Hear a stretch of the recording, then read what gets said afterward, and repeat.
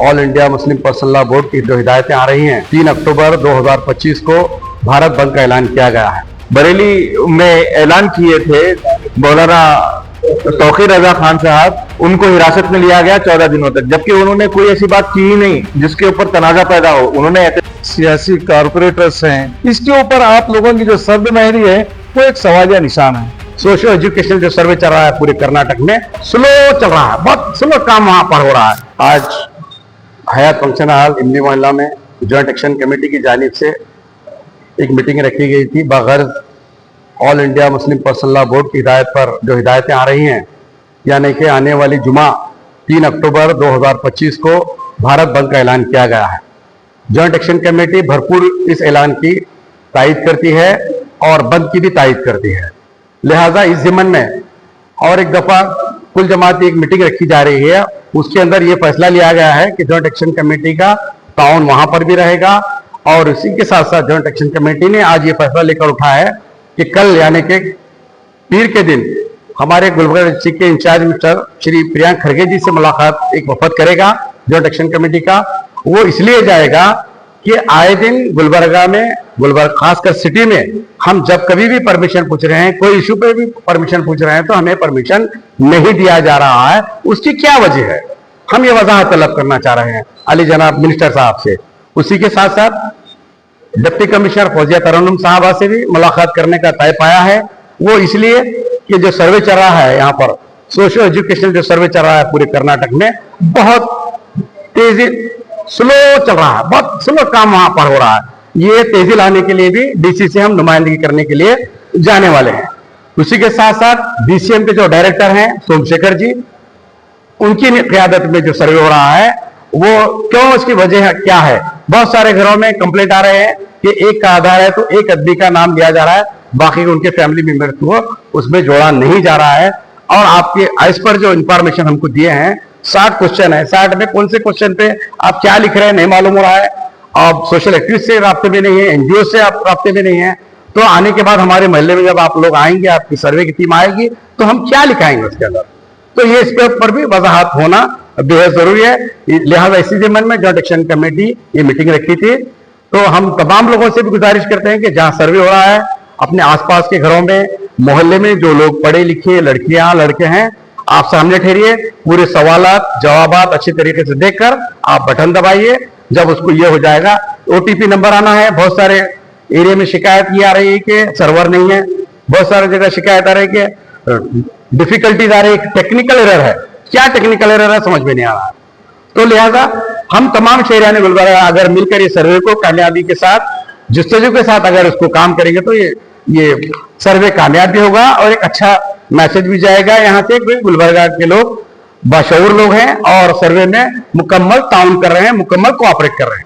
हजरत सैयद शाह हिदायतुल्लाह कादरी साहब क़िबला दामत बरकातहू की ज़ेर सरपरस्ती आज जॉइंट एक्शन कमेटी का एक अहम इजलास तलब किया गया था, जिसमें 3 अहम मौज़ूआत पर गौर फिक्र किया गया और रेजोल्यूशन करारदाद मंजूर किए गए।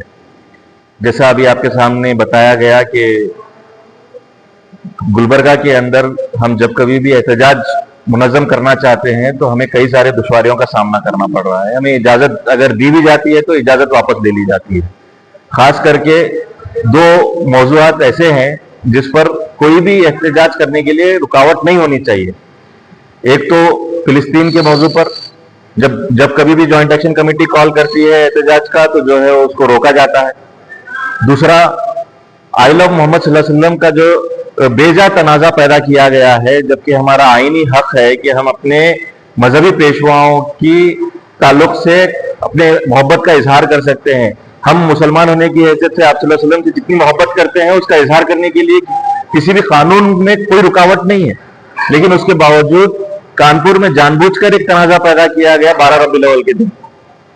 मालूम ये हुआ है कि वहां पर 25 लोगों को एफआईआर दर्ज की गई उनके ऊपर।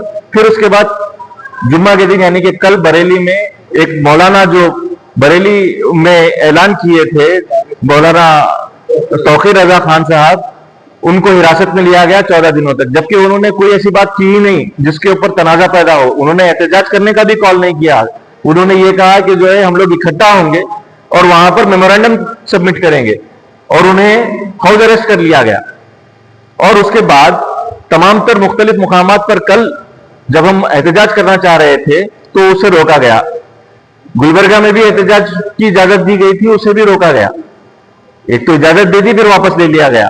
तो ये जो मामला चल रहे हैं वो क्या वजह है, जबकि हुकूमत हिंद का हवाला लिया गया कि खास करके एडीजीपी को, यानी कि पुलिस डिपार्टमेंट के सबसे बड़े आला अफसर को ये हिदायत आई है होम मिनिस्ट्री से कि वो ऐसे कहीं जहां कहीं भी एहतजाज हो रहे हैं उन्हें रोका जाए। बल्कि हकीकत यह है कि गाइडलाइंस में से कोई बात नहीं है, उसके बावजूद भी यहां के कर्नाटक के एडीजीपी पता नहीं किसके इशारों पर काम कर रहे हैं, उन्होंने जो है एहतजाज करने से रोकने का ऐलान कर दिया और जहां पर परमिशन थी उसको रद्द कर दिया। तो इसी जिमन में हम लोग हमारे शहर के गुलबर्गा जिले के डिस्ट्रिक्ट इंचार्ज मिनिस्टर से मुलाकात करने का जो है हम लोग तय किए हैं, और उनसे मुलाकात करेंगे, डीसी से भी मुलाकात करेंगे कास्ट सर्वे के ताल्लुक से। और कास्ट सर्वे में जो दुश्वारियां पैदा हो रही हैं, एक फर्द को अगर उसके पास में राशन कार्ड नहीं है और आप उसके पास में सिर्फ आधार कार्ड है तो, या फिर वोटर आईडी है, तो उसका एक का नाम 1 मीटर पर ऐड हो रहा है। यानी कि एक जो नंबर दिया गया है 1 मीटर के लिए, वहां पर सिर्फ एक आदमी का नाम ऐड हो रहा है, उसकी पूरी फैमिली को ऐड नहीं किया गया है, शामिल नहीं किया गया है। तो ये बड़ी खतरनाक बात है, और इसके नतीजे में ये होगा कि जहां पर समझिए कि जो 12-13 लोगों की फैमिली मौजूद है, तो उसमें से एक का ही नाम ऐड हो रहा है, तो 12 लोगों का नाम कट जा रहा है। एजुकेशनल और इकोनॉमिकल जो सर्वे रियासत भर में जो चल रहा है, इसके ताल्लुक से तमाम जो हमारी सियासी कायदीन हैं, सियासी कारपोरेटर्स हैं और सियासी लीडरान हैं, उनकी जो है ना अभी तक दिलचस्पी जाहिर नहीं हो रही है, क्योंकि जितना सियासी लोगों की अवाम पर ग्रिप है, दीगर सोशल जमातों की उतनी ग्रिप नहीं है। क्योंकि ये सियासी कायदीन को या कारपोरेटर्स को बारहा अवाम के बीच जाने का मौका मिलता है, क्योंकि ये लोग किसी न किसी इलेक्शन के बहाने अवाम में जाते हैं, अवाम से बात करते हैं और उनके वोट हासिल करने की कोशिश करते हैं। बड़ी खुशी की बात है ये, इसमें कोई दो राय नहीं है। इसी तरीके से ये उससे ज्यादा अहम इशू है। इसके ऊपर आप लोगों की जो सर्दमहरी है वो एक सवालिया निशान है।